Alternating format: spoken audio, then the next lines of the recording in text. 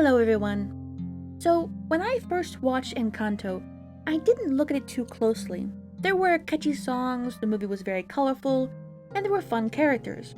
Looking back on it though, and rewatching it, I noticed something very disturbing, and that is the powers that the magical family has.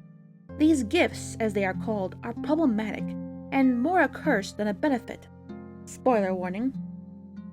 In Encanto, the magical family got powers from a candle, except Abuela, the matriarch of the family, and Mirabel, the youngest granddaughter. Those with powers are Abuela's 3 children. Peppa, her emotions affect the weather, Bruno can see the future, somewhat, and Yuetta heals people via food. Peppa married and had 3 children. Dolores can hear everything, Camilo shapeshifts, and Antonio can understand animals. Julieta also married and had 3 children. Isabella makes flowers everywhere and anywhere. Luisa has super strength, and Mirabel no gift. Now, in the movie, everyone fears Bruno's power, and his seeing the future is kind of vague and mysterious, and so naturally people fear what they don't understand. And he never seemed to have anything good to tell anyone, so people would shun him. But there were family members who the town should have feared more than Bruno. Before we get to those, let's discuss the most worthless gift, and that's Isabella's. For some reason, the movie has Isabella treated like the most perfect person who can do no wrong, and everyone, except Mirabel, adores her. But why? All she can do is make flowers bloom. A lot of flowers. Abuela constantly pushes everyone to use their gifts for the benefit of the community, but Isabella's gift does nothing but look pretty and take up space. Exactly how many flowers does everyone want before they get sick of them? Near the end of the film, Isabella branches out to making other things like cacti and other imperfect-looking plants, but again, they are not of a benefit for herself or anyone else. Why isn't she growing food? Ensuring the town has enough to eat and store aside for the winters? The rest of the family should resent how easy Isabella has it. Just look pretty, act perfect, grow some flowers, and you're done. Not like Violetta, who has to spend all her time in the kitchen baking food so she can cure any sickness, aches, or injuries at a moment's notice, while also cooking all the meals for the family on top of that. No one in the town knows basic medicine because there's no need to. Not when they can go to Violetta and be instantly cured. I think out of all the gifts, Violetta's is the most useful, while also the most draining, considering almost every time we see her, she's in the kitchen cooking something in order to be ready to heal somebody. She can't have any help because only she can infuse the food with the healing property, and it looks like the food has to be fresh in order to be the most effective. It makes you wonder if she was able to take a day off for her wedding, honeymoon, and when she was having children. Antonio's gift of understanding the animals is also useful, as he will be able to understand what's ailing any animals, and they will be able to warn him of danger, etc. However, he's mostly in the background in this movie, so sadly we don't get to see him use his gift very often. Bruno's gift is also useful, but it's so vague that even he doesn't always understand what he's seeing, like the vision of Mirabel in the splintering house, and all the trouble that vision caused even though the person at the root of the house breaking and the gift failing was Abuela, not Mirabel. So, dabbing into the future can be just as confusing and misleading as it can be helpful. Am I biting or hugging? Luisa's gift is super strength, and while a good gift, it has made the townspeople lazy. Luisa is doing all the heavy lifting while the men just stand around. She rounds up a guy's donkeys that escaped, all by herself, instead of the owner of the donkeys doing it himself or lending a hand. And just because she's super strong, does not mean she has the know-how to fix a building that is leaning, as is made evident when she simply pushes it upright instead of fixing the issue. When you have a building leaning like this, it means there is a foundation issue, and you need to dig up the foundation, fix it, and then you can fix the wall.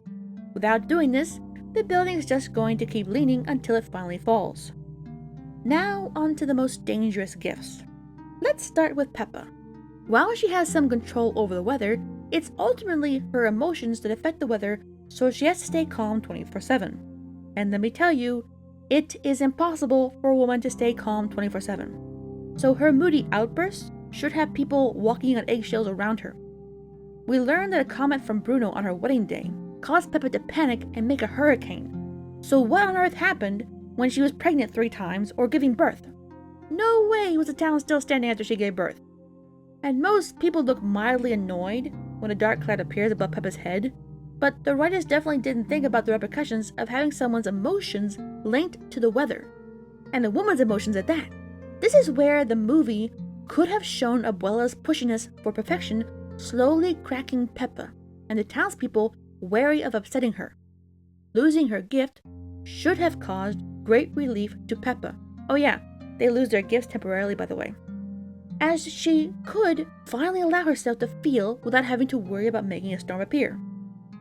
Next is Camillo, a boy no one should trust. Camillo can shapeshift into anyone, man, woman, child, doesn't matter. For some reason, he shapeshifts into the person he's going to hug, so that the person is briefly hugging his or herself, and that's an indication of something mentally wrong right there. What person wants to hug themselves, especially when you know it's not you you're hugging, but a person pretending to be you? Also, Camillo's power should have the townsfolk have a code system in place so that they can be sure they're talking to the real Diego or Juanita and not Camillo in disguise.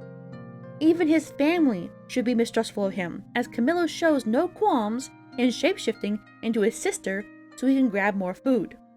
The fact that that one person in the movie says, "Are you sure so-and-so did that, not Camillo?" is a missed opportunity by the writers, who made a character with a superpower and then did nothing with it. When he loses his power, Camillo should be in a state of confusion, because for the first time since his childhood, he can no longer pretend to be anyone else, but has to be himself, and be lost on how to do so. The worst gift, and perhaps more dangerous than all the others, is Dolores's, for she can hear everything, even someone's eye twitching. First off, the fact that no one in town communicates via sign language so that Dolores can't hear them is very unbelievable, because we humans like our privacy. And how would you feel if you knew there was a woman who could hear everything that goes on in your house, all the arguments you have with your siblings, or a significant other, or even just trying to have a private conversation with someone? No can do, no privacy in this town, Dolores can hear it all. And seeing as she can hear someone's eye twitching all night, that means her room isn't soundproof. And there are married couples in her house, and married couples in town. This girl should be traumatized and living as far away from town as she possibly can.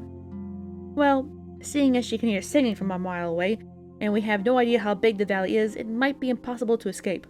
But everyone's inconsideration to Dolores being able to hear everything is also concerning, because people clap or set off fireworks and you see Dolores covering her ears, and no one is checking to make sure she's okay.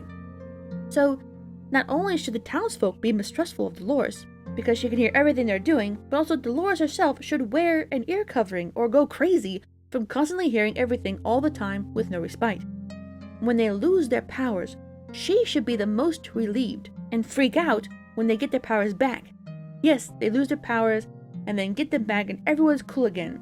But Dolores, who for the first time since childhood is hearing no more than the average person, should freak out at getting her power back, as the noise around her rises to ear-shattering levels.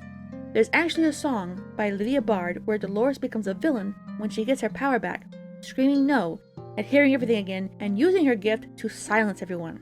The missed opportunity to make this movie more interesting and lead up to a sequel.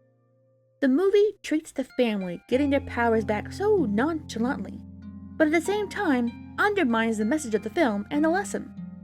For when the house fell and the Madrigals lost their gifts, the townsfolk, for the first time, acted on their own without asking the Madrigals for advice or relying on the Madrigals to tell them what to do.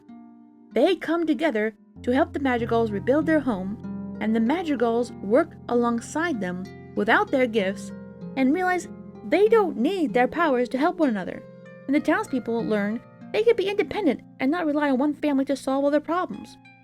But then the house is finished, the power comes back, and the Madrigals get their gifts back, and while everything is sunshine and rainbows, you just know that in a while, everyone is going to slide right back into old habits, and the townspeople will lose their independence, for why should they learn how to do anything for themselves when the Madrigals can get it done in the blink of an eye? I suppose one thing this movie does is serve as a lesson for writers who want to give their characters superpowers. First, when giving your character a superpower, think about how having that power will affect your character. then what impact that character with this power will have on the story, and thirdly, how those around your character will treat him or her based on this superpower.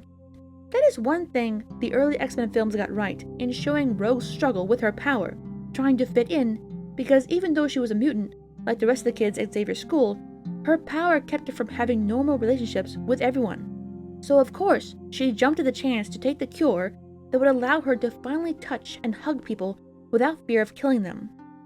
Well, that's all I have for now.